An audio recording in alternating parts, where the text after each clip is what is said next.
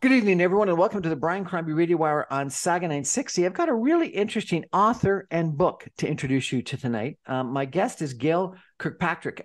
After receiving her undergraduate at the University of Victoria, Gail Kirkpatrick completed her MA in writing at Lancaster University, where she explored the parallel and converging lines of memory, shared history, and landscape. Her writing has been published in various literary and trade magazines in Canada and the UK, and her book, Sleepers and Ties, is her first novel. She currently resides in Victoria, BC. I understand Sleepers and Ties is about the railway industry. Gail Kirkpatrick, welcome to the show. Thank you very much for having me, Brian. It's a pleasure to be on your show with you. My pleasure to have you. So this new book, Sleepers and Ties, it was published in 2023, is, from what I understand, a fascinating look at Canada's railway history and the importance of rebuilding community and friendships, and how these connections are often missing from, but absolutely necessary to, our everyday lives. Wow, that sounds interesting. Tell me a little bit about the book and why it tells something about community and connectivity. Well, the railway story began from many different seeds. As you know, authors get ideas all over the place. And I had published a short creative nonfiction piece with Marty Gervais with the Windsor Review about a station agent who managed an outdoor railway line.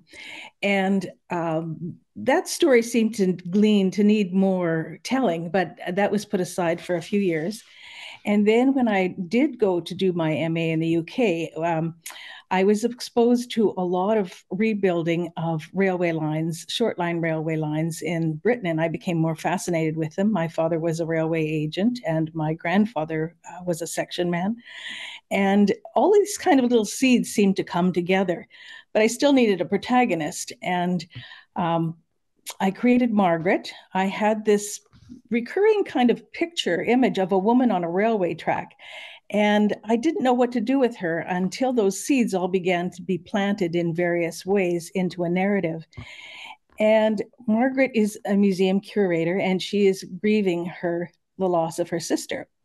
And she goes to hear the final reading of her sister's will, and unbeknownst to her, I'm giving you the novel's version of the short answer.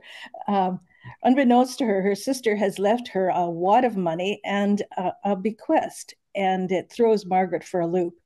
Margaret is quite tied to her museum job of protecting history through artifacts and things. And she's drawn to this request of her sister's, and it makes her stop in her tracks and look at the community that has changed and at the landscape. And in terms of building community, her sister Shirley has kind of laid the groundwork for Margaret to begin to explore what changing landscapes mean and how communities can come together. And so that's what I kind of really wanted to explore was, as you said, the connectivity between people, not just things. So I hope that provides a bit of an answer. So what does Margaret do? Well, of course, everyone says, wow, we've got this money. The husband says, let's go on a cruise. Everyone says to her, this is ridiculous. I guess I'll have to kind of give you a little spoiler here in that the sister does ask that Margaret rebuild an abandoned railway line. And at first, it just seems daunting and it's overwhelming, of course. I mean, everyone says short line rails don't make money. They've all been closed. Railway stations closed down. Why would you even begin this? But she feels guilty for what has happened in their sort of like lost relationship in their later years. And she begins to feel a certain loyalty to her sister's request. And certain things happen and people come out of the blue to help her explore rebuilding an abandoned railway line. But the underpinning of the story is the railway line. The story is really about grief and coming to terms with grief as well. Yeah. Where is this railway line? The railway line is in Saskatchewan. I had roots in Saskatchewan. I had lived in a railway station for many years growing up. Hold it. You lived in a railway station. I'm going to age myself here, aren't I? I did live in a railway station for a few years. My father was a telegrapher, and of course, they used to bid on stations to see if you could get the job of a station agent.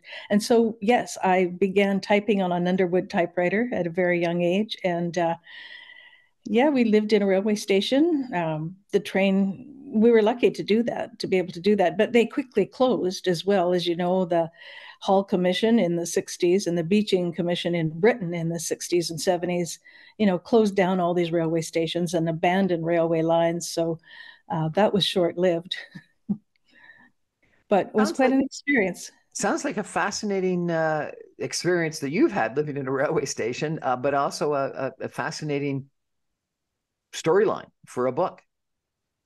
Yeah. People always say, where did you get your ideas? And as I say, these kind of little seeds were planted all over the place. I was a freelance writer as well, so I had written some articles on hospice physicians and grieving and pain and last will and testaments. And so I somehow wanted to put all of this together. And because I do have a romantic kind of remembrance of being on the train, of course, my father had a railway pass, and his brothers settled in Ontario when they left home. So we used to ride the train on a pass from Saskatoon to Toronto every Christmas or every summer. And so I have fond memories of a very lovely Christmas in Mississauga, but of course they moved around between Etobicoke and Scarborough and Mississauga. And arriving at Union Station as a teenager was fascinating to me, and yeah, brought back a lot of memories going into the depths of research with this book. Sounds like a fascinating book. If people want to buy it and read it, how can they best do that? It's available from the publisher, Now or Never Publishing in Vancouver. It's available on Amazon, and really it's available wherever your favorite independent bookstore is in anywhere in Canada. And I believe it is available in the United States as well through their distributor. So go to your local favorite little indie bookstore or any bookstore, and they'll be able to, if they don't carry it, they can order it in. Remind us of the title. Now, the book is called Sleepers and Ties, and ties is the sleepers is ties is the American and Canadian term for the railway ties, and sleepers is the British term for the railway ties. So I wanted to put those two historical railways together in Sleepers and Ties, but Sleepers and Ties to me also means the ties that we have to those who have gone to their rest. Well, you say that a lot of the book is also about grief, and maybe we can take a break for some messages and come back and talk a little bit more about the book and also grief, because I think that connections and railway history is fascinating, but grief is another topic that's well worth discussing. Everyone, stay with us. We'll be back in 2 minutes with Gail Kirkpatrick, author of a fascinating book about the railway, about a railway story called Sleepers and Ties. Back in 2.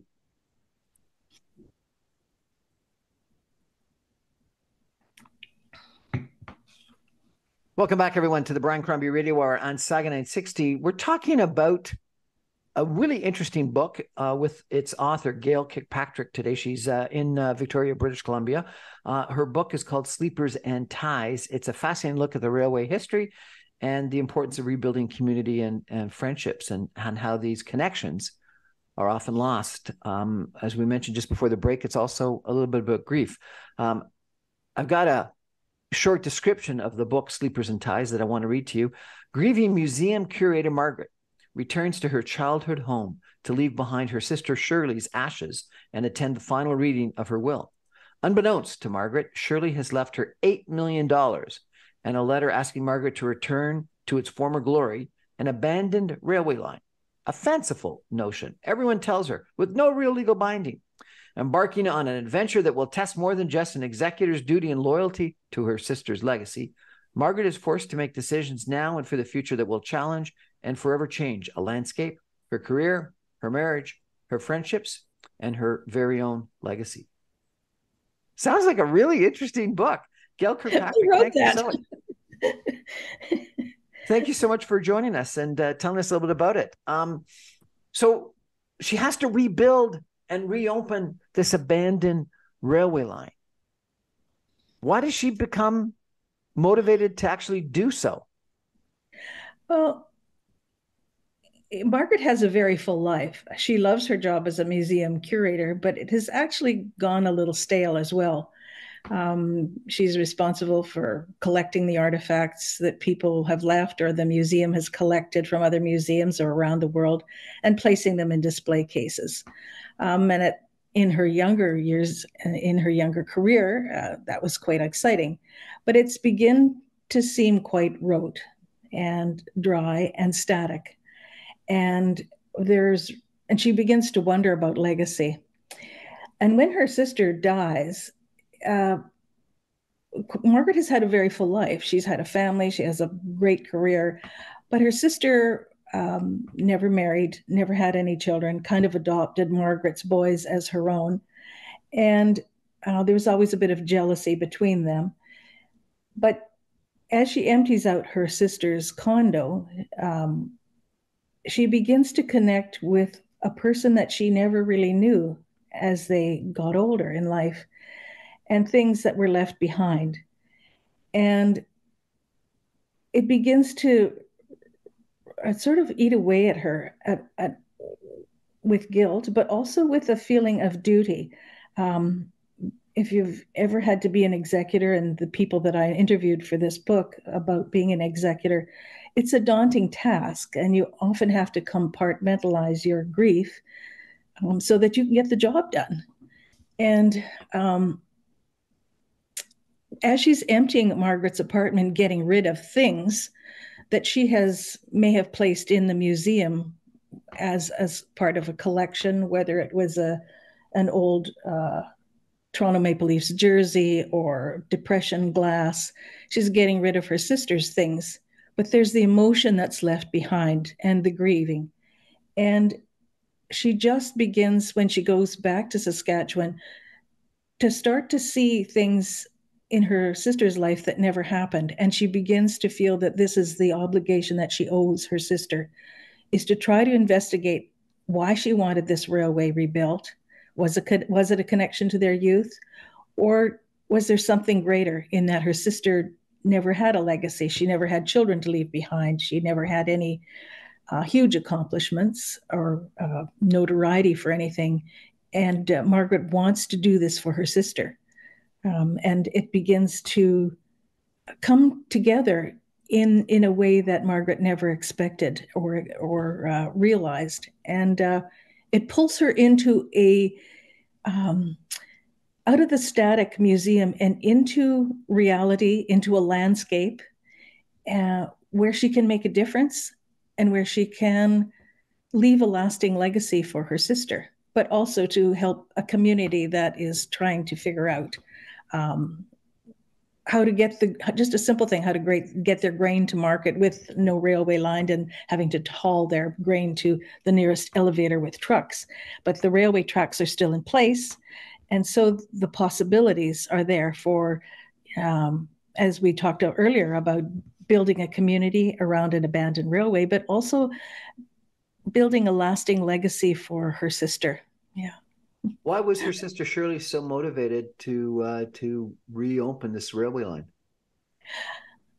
I think for me, Shirley feels a connection to her father that Margaret never felt.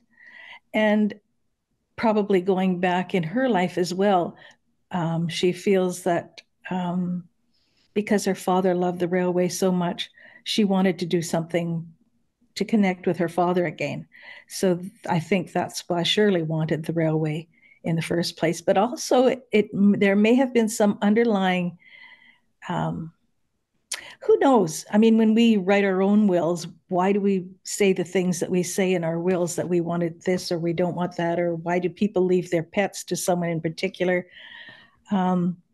She may have been thinking about Margaret. She may have been thinking that Margaret needed to get out of this static, dry, dust-filled museum and out into the real world and see what legacy really meant or what could mean. Fascinating.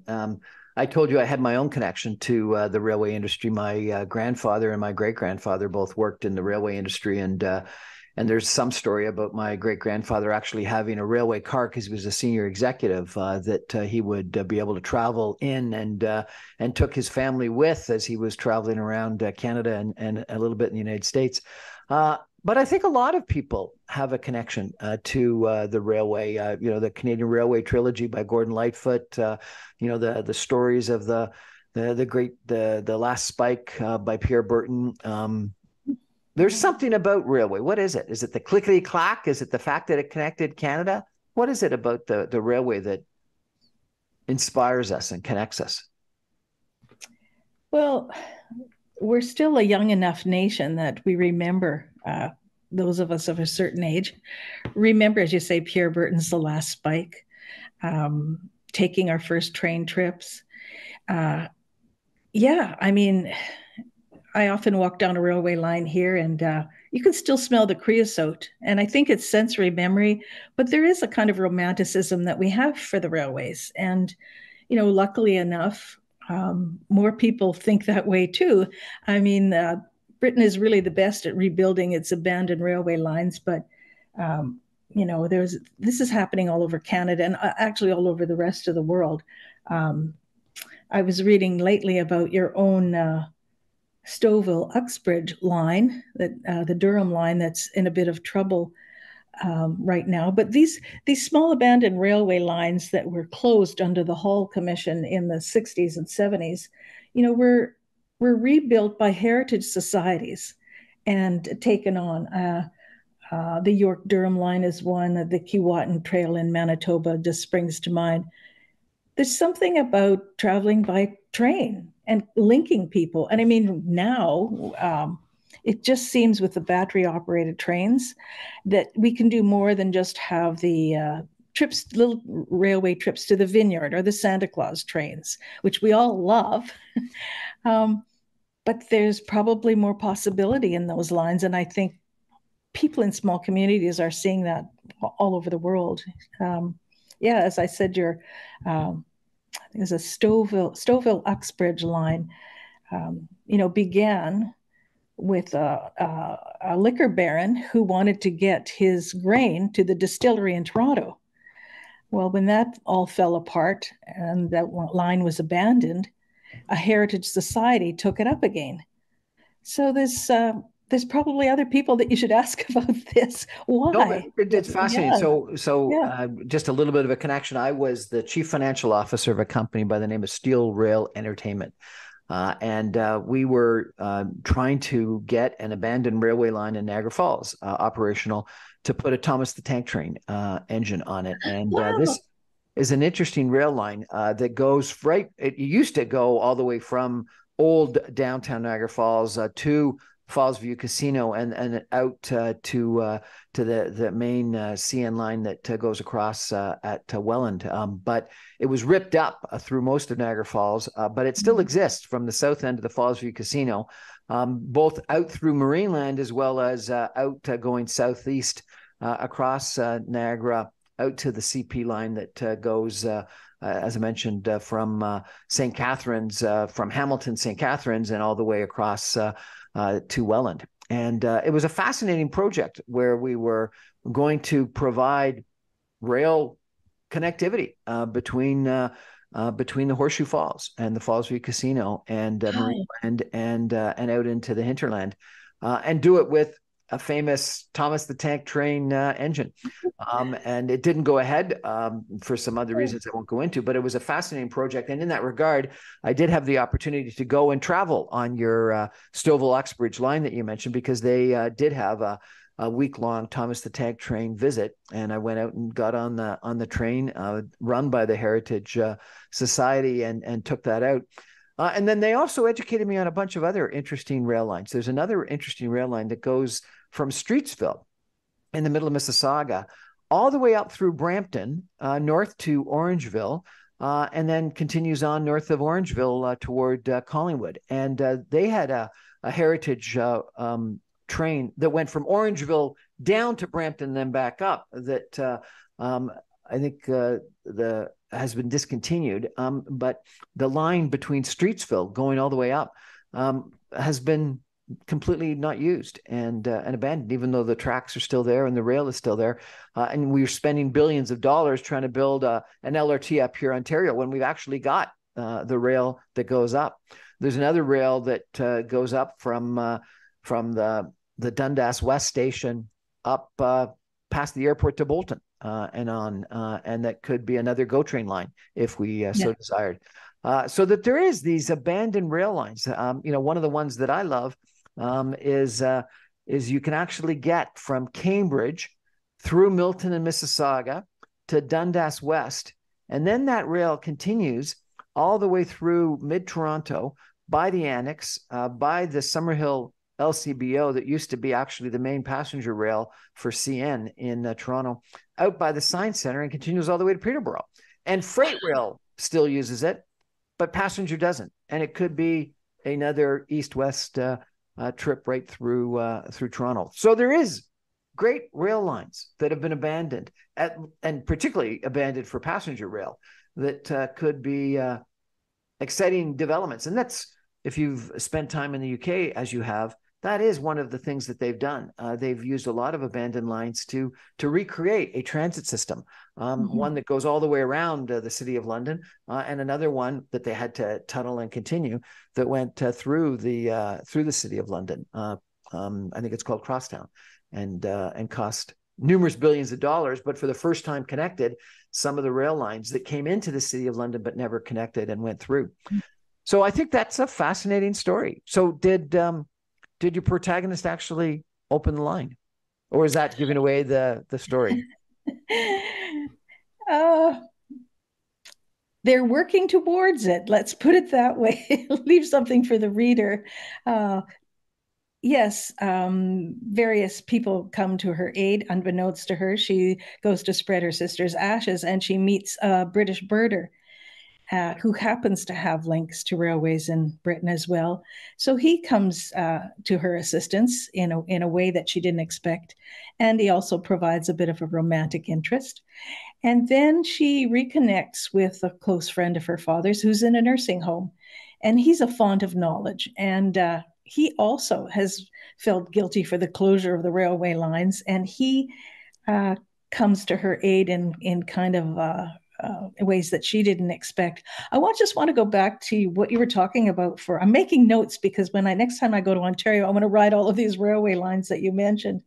I don't know if you know or the Vancouver, the ENN Railway, the Esquimalt-Nanaimo Railway line that went the length of Vancouver Island from Courtenay right down to Victoria, was closed many years ago, and is there's a huge movement now to restart that railway line because we have one way up the island, and that's over the Malahat. And if that shuts down, and as we noticed last summer, the road closed from Nanaimo or from Port Alberni to Tofino, and there's no other way to get across the island, but the railway lines are still there. And so the Island Corridor Foundation and Restore Island Rail have put together a whole community that wants, with the cooperation of the First Nations, whose land these railway lines ran through, to come together and re-envision what a railway line could be. So I'm holding out for possibilities for a train going up and down the island. It takes a lot of money. That sounds exciting. I have driven the Malahat.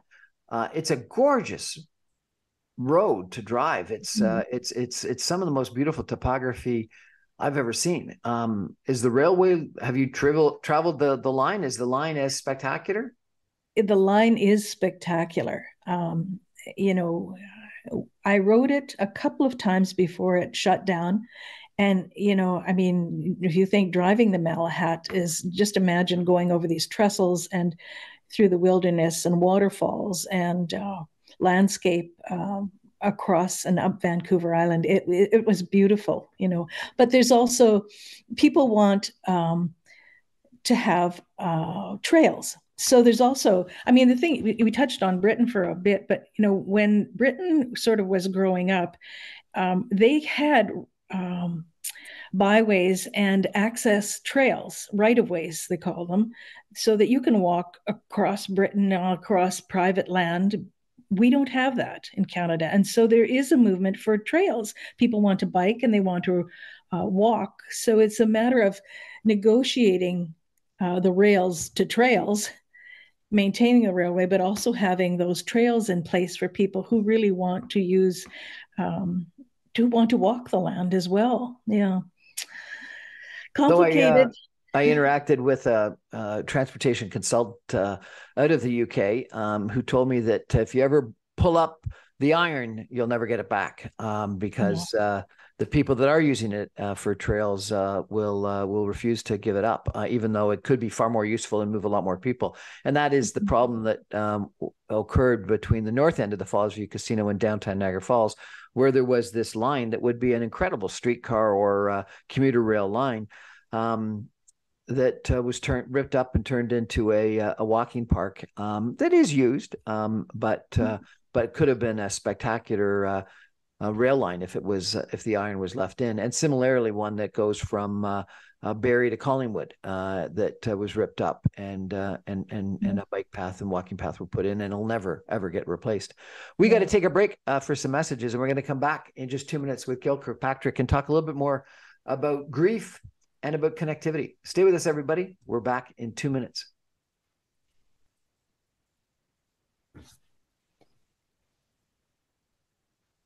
Welcome back, everyone, to the Brian Crombie Radio Hour on Saga 960. I'm chatting tonight with Gail Kirkpatrick. She is an author that has written her first novel called Sleepers and Ties. She's been an author of short stories, articles, and other things for a while, published in various literary and trade magazines in Canada and the United Kingdom. But Sleepers and Ties is her first novel. She resides in Victoria, BC, and we've been talking a little bit about trains. I have a fascination for trains, and obviously Gail does as well. And her book is about a fascinating story about a grieving museum curator, Margaret, who was asked by her sister in her sister's will to reopen an abandoned railway line. Gail, tell me about grief, because one of the things that you wanted to talk about, you said, with this book and expose people to, was grieving. How do you deal with grief and grieving? It's such an individual emotion and journey, isn't it? I lost my father when he was 46, and I lost my sister when she was 47. I think if someone once told me it's kind of like a rucksack or a backpack that's very heavy to carry, but you get used to carrying it. Gosh, I can't speak for any individual, but for myself, it's a long process. And I think, as I said, it gets easier to carry the weight of that grief as time goes by. You never think that it will be. But memories also fade, you know, and that's maybe a good thing. So you forget about the trauma or the emotion that surrounded the death of a loved one. And because I don't think that we can sustain one emotion forever.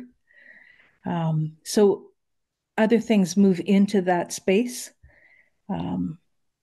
Good memories, other memories, sensory memory. At Christmas, you may remember when you smell baking. You may remember your mother who made a certain kind of cookie, wrapping a sweater around you that you may have kept from an ancestor, kind of wraps you in kind of a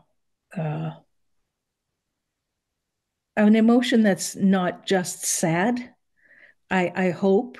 Um, I, I, yeah, you ask very hard questions, Brian. I'm trying to I had figure a out about I this. had Yeah. I had a recent I thought interesting experience with this, and I'm not an expert for sure, and I'd love to frankly talk to an expert about this. But my mother passed away just over a year ago, and I'm sorry. thank you. And a couple of things came out of that. I spoke with her. She lived in Ottawa. I live in Toronto, and so for a while I worked in Ottawa, and so I saw her fairly frequently. But for the last couple of years, I haven't, particularly through the pandemic. And yet we spoke every Sunday afternoon. And I look forward to those conversations. And maybe I should have spoken to her more often, and sometimes I did when I was just checking in. But we would really try hard to make sure that we had a good long conversation every Sunday afternoon. And I miss That's those. wonderful.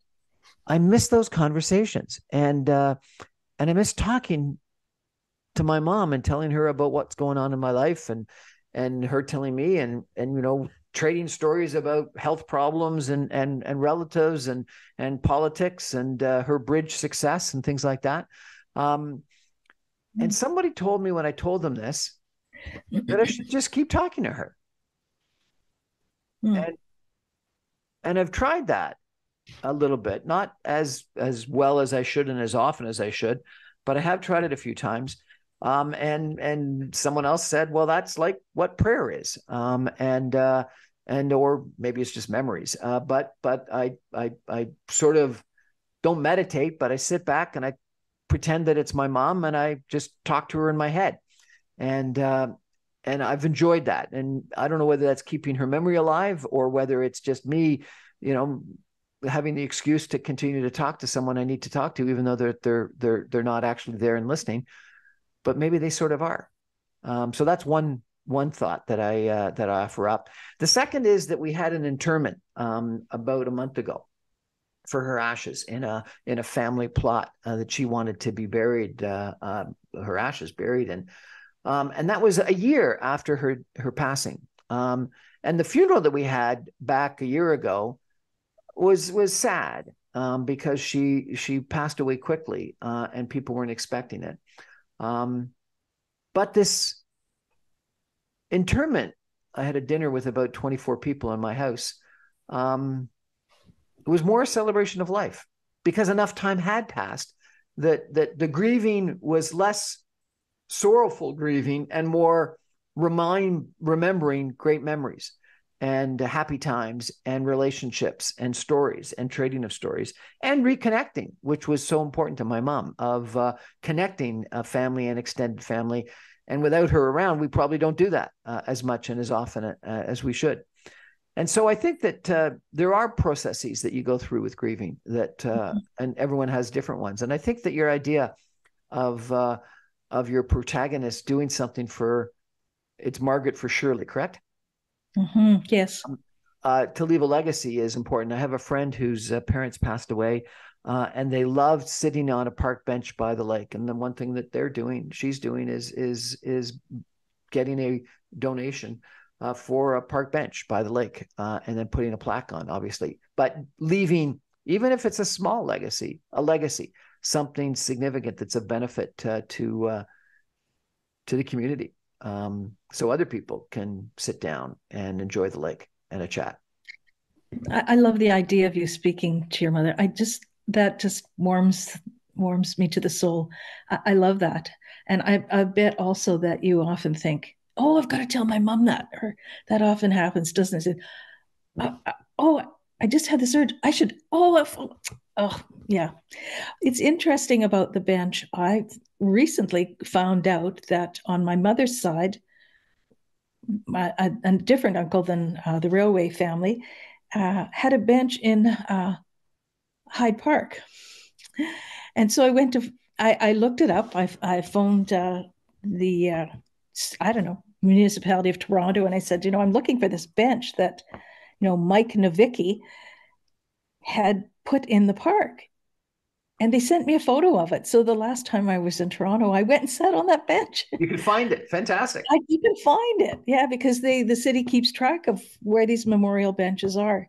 And just to go and sit in that quiet space, surrounded in that by the park and the flowers and the people going by.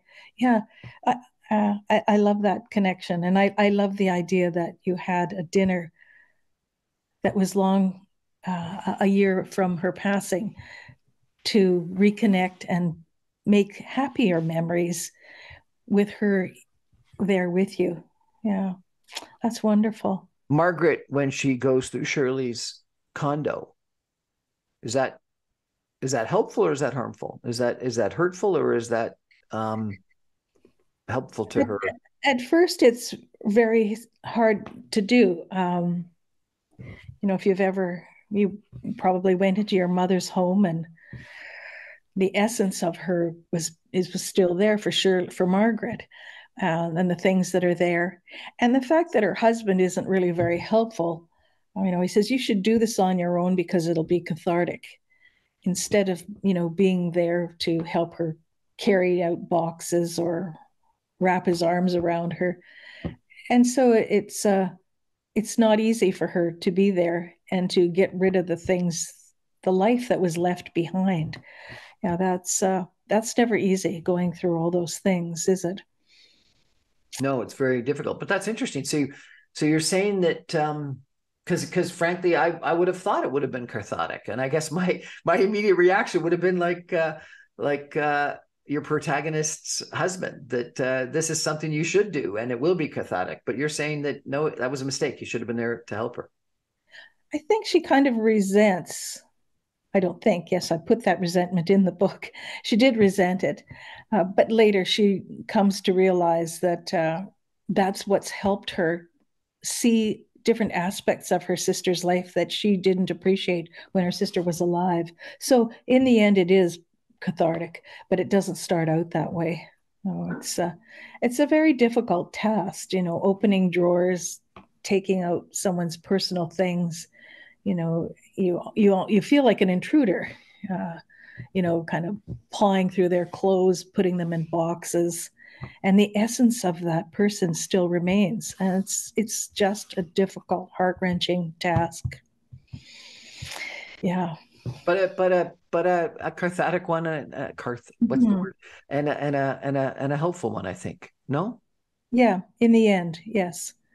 Because And you got to do it, because you can't be a pack rat and just leave all the stuff forever. no, you can't. Although, people shuffle things off to museums, and that's how they want their ancestors remembered in Margaret's museum, is like, here's this beautiful collection of china. Here's all of these things that my mother saved, tags, buttons, clothing articles, hoping that somewhere they can put that ancestor in Margaret's museum so that they can visit that ancestor through things. Yeah, that's what Margaret has been dealing with. And I think it's just, coming up against the middle of her career and thinking, what am I doing this for? And then having to deal with the estate is just overwhelming for her. Until she really plants herself in landscape and breathes a different air and hears different birds and flora and fauna, it rejuvenates her in a way. And as you say, it in the end, it does become cathartic and healing. My uncle passed away a couple of years ago, and I had the responsibility for actually doing the same thing of going through the house. And he didn't have any children, and I was favored nephew, and I had to go through his materials. And it was interesting because he kept a playbill and tickets for every single opera, ballet, theater he had gone to. He lived just outside of New York City, and I had to get rid of it. But this history of, if not 70 something years, maybe 50 of those 70 something years of going to theater once a week or more, and the ballet and the opera, and not being a pack rat, but certainly wanting to remember those memories. And what an incredible collection of playbills, and he kept the ticket stubs. And not a telephone ticket stub that we have today, but an actual printed ticket stub. And then the other thing is he had always told me about a love affair he had before he met my aunt in Tokyo when he was stationed there with the Navy.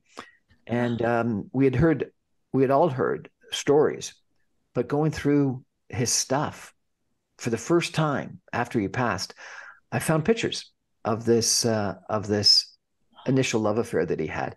What an interesting, and I guess it was probably something he never wanted me to see or anyone to see because he never showed us for the numerous years and the numerous visits. But I treasure the fact that I could actually put a face to the image of this story that I had heard so often.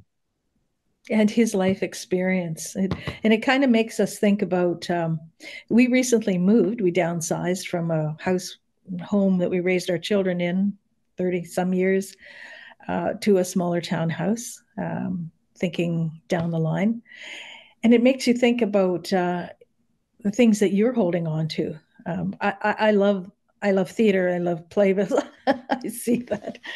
Yeah, it's really hard. It's just, letting go of things is not easy. But now that we're in this new space, we look around and we go, yeah, we didn't really need that other stuff as much as we thought we did. But it was our home, and these are the things that we surrounded ourselves with that brought us joy and love and memories. But yeah, it does make you think. I mean, it breaks my heart that you had to get rid of all those playbills and those ticket stubs. Wow, what an experience! All of those theatrical events he went to. But it makes me think about the things that I'm holding on to, and do I want my children to have to deal with, I mean, like we talked about books earlier. I mean, I've scaled down my book collection now to about 300 books, because when you start moving boxes of books, you go, okay, will I reread this author? Yeah, it's kind of a diary of our lives, isn't it? The things that we have, that you got this 20 years ago, or you went on this trip, and oh, wow. Yeah, letting go is not easy. The diary of our lives. That's a great line. I like that. Remind us the name of the book and where we can get it. My book is called Sleepers and Ties, and you can get it at any local bookstore, your favorite indie bookstore. It's also available on Amazon or directly through the publisher at Now or Never Publishing. Sorry, go on. Now or Never Publishing. It's a small indie publisher in British Columbia. We're going to take a final break and come back with some concluding comments with Gail Kirkpatrick in just 2 minutes. Stay with us, everybody.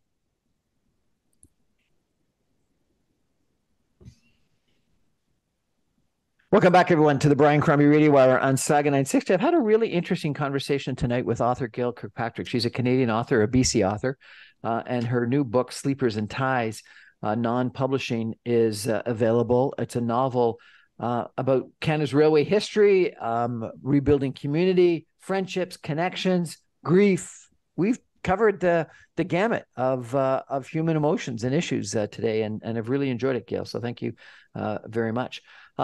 What's your next book? Can you tell us anything about it? Oh my goodness, revealing secrets. As I mentioned earlier, most of my writing begins in landscape. I live near the ocean. I used to live 10-minute walk away from Mount Douglas Park, called Pocos, First Nations. It was renamed Pocos, or taken back its First Nations name. So my next book will begin again in landscape, and it won't. It's really hard to talk about these things. It's like, filling a room of baby things before the baby's born. You get a little superstitious about these things, but it is another. Maybe a bit of a historical look, but not Canadian history. And it'll begin in landscape. I'm sorry, that's all I can tell you. Things change. Okay, so let me ask you a question then. How do you get going? When you say it begins in landscape, so you've got a landscape idea. Do you like storyboard the whole book, or do you just start at the beginning and see what happens? I'm not much of a planner. I am if I'm doing a profile on someone or writing creative nonfiction, but I really start to develop the character, as Margaret began with this image of someone, a woman on a railway track. It begins with an image, and then I develop the character, and I see where the character wants to go. And then when things start to develop and who she is, where she is, what she's doing, then I think about obstacles for that character and provide obstacles. And the story begins to take shape that way. I'm not a planner for fiction. I like to just see where the muse takes me. Sleepers and Ties. Grieving museum curator Margaret returns to her childhood home to leave behind her sister's Shirley's ashes and attend the final reading of her will. Unbeknownst to Margaret, Shirley has left her $8 million and a letter asking Margaret to return to its former glory, an abandoned railway line. A fanciful notion, everyone tells her, with no real legal binding. Embarking on an adventure that will test more than just an executor's duty and loyalty to her sister's legacy, Margaret is forced to make decisions now and for the future that will challenge and forever change a landscape, her career, her marriage, her friendships, and her very own legacy. Sounds like a great book, Sleepers and Ties. Gail Kirkpatrick, thank you so much for joining us. Thank you so much, Brian. It's been my pleasure.